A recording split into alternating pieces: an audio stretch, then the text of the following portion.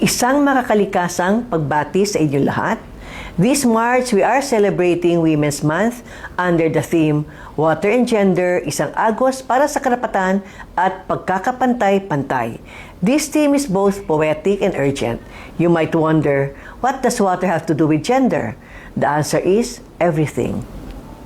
In many parts of the world, women walk long distances to collect water, use it to care for their families, and help sustain their communities. Yet, too often, women are not included in the important decisions about these resources. The term equality or pagkakapantay-pantay should not be stagnant. Dapat ay para itong isang ilog na patuloy na umaagos upang baguhin ang anumang lipas na sa panahon, nakagawian o sistematikong mga tuntunin. When we talk about water and gender, we are talking about access. Access to clean resources, access to education, to leadership roles, and to the fundamental right to safety.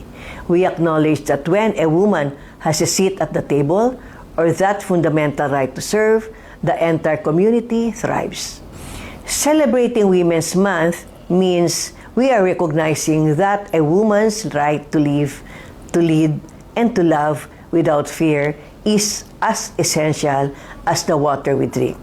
Tayo mga kababaihan ay mahalagang arkitekto para sa kinabukasan at susunod na henerasyon.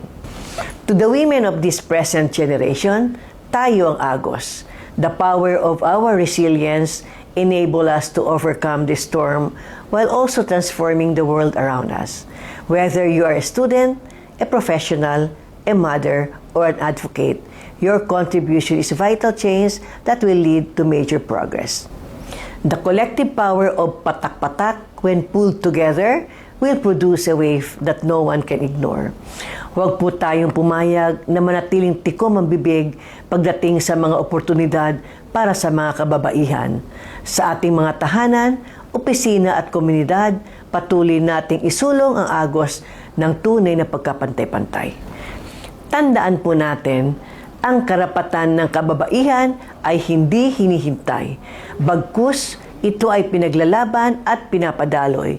Dahil bahagi tayo ng pag-agos o pag-unlad, tayo ang pagbabago na ating hinahangad. Salamat, maligayang araw para sa mga kababaihan.